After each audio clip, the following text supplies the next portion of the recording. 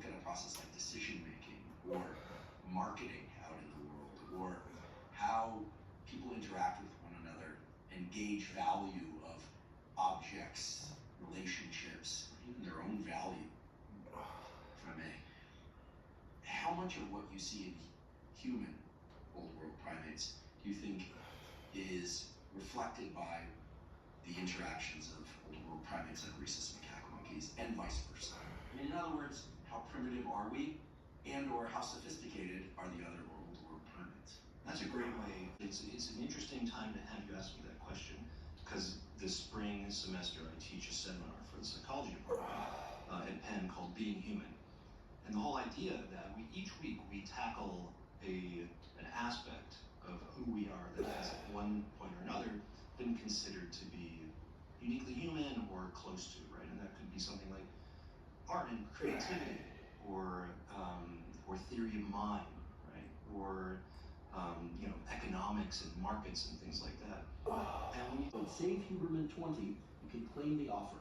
With a 100-day risk-free trial, free shipping, and free returns, you can experience this fantastic repair at absolutely zero risk. Again, that's FromOurPlace.com/Huberman to get 20% off. Today's episode is also brought to us by Wealthfront. I've been using Wealthfront for my savings and my investing for nearly a decade, and I absolutely love it. At the start of every year, I set new goals. One of my goals for 2025.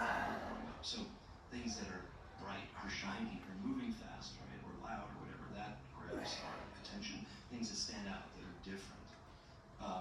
And for us as primates, one thing that's super important and kind of really deeply baked in is other people. So if there are faces, if there are people in the environment doing something, cartoons or whatever, avatars there that aren't really faces in many cases. And it does seem that on X, there's a kind of an elevated level of emotionality to what people write. That's what tends to grab attention. And I wonder whether or not that's the absence of faces. I mean, when somebody's on an Instagram post and they're kind of ranting a bit, in fact, I saw this yesterday, all the websites that they were encountering. The average is determined by your behavior preceding that bin of time, like 10 minutes, until you arrive at a site, or within the site. So that's less well known, but we're now learning that it is pretty short term. So it's because it's just not as good of a source. Yeah,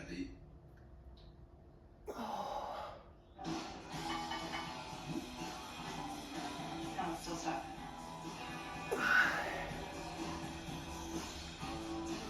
Matt saw his book 11 Line Crush. I'm serious. Taste. Yeah, the information feels really depleted.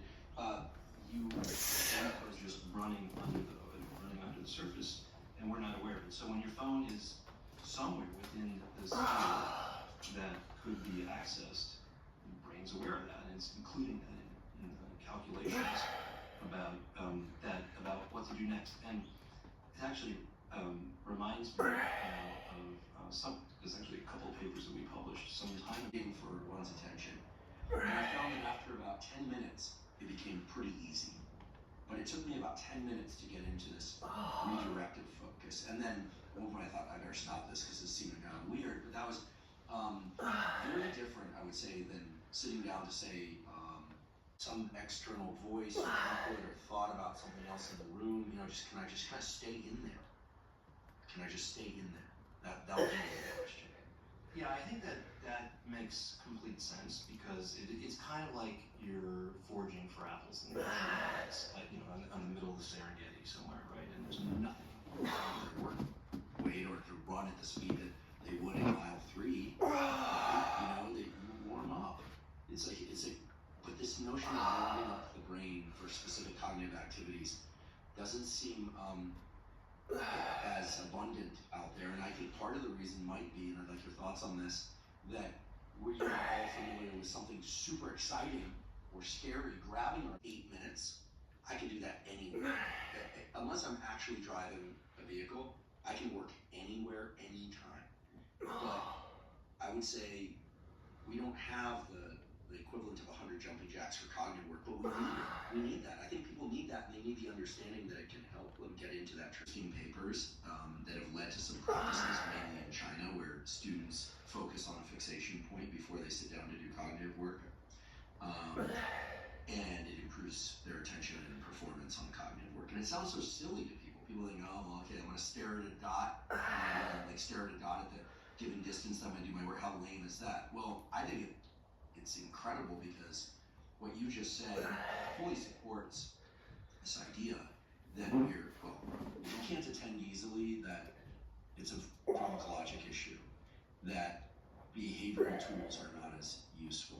Because the experiment you described is so cool, right? Look at dots that are close together, then cognitive space becomes kind of intervening in that process so that one has the ability to drop into focused work. I do feel as if progress in life scales fairly directly with the ability to focus on one thing for some period of time, for sake of wondering, well, if I am good at dropping into a trench and focusing my attention for long periods of time, maybe it's more obvious what types of careers would let that person be better at. Maybe it's programming or writing or who knows, painting. But then you have somebody whose attention Gives us a new tool to approach a lot of these business questions.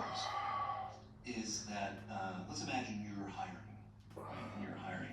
We need a creative type.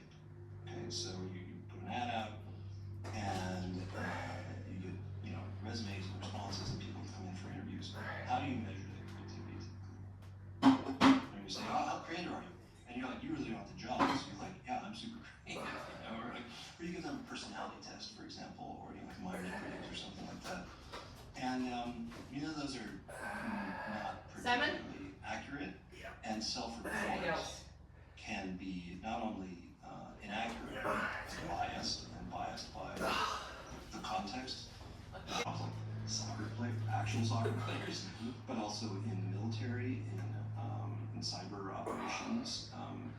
And so we're now exploring, and we've helped to stand up a startup company in Philadelphia that is actually, that's their mission, is to go out and try to use those tools to see if they can do better than basically a whole bunch of questions. Yeah, it certainly goes way beyond typical Myers-Briggs or Enneagram type personality tests, which I think has certain value. If nothing else, they people like to know about themselves, and I do think categorizing oneself a little bit. You're three only, you're listening to them, you're paying attention to them, but you're also paying attention to the conversation next to you, or maybe someone else at the bar. You can fill in the blanks there. This is an amazing ability, regardless of what it's used for, that a lot of other primate species don't have. I mean, as far as I know, no other species have. So this seems to be. We know macaques can do this, for example. We do this routinely.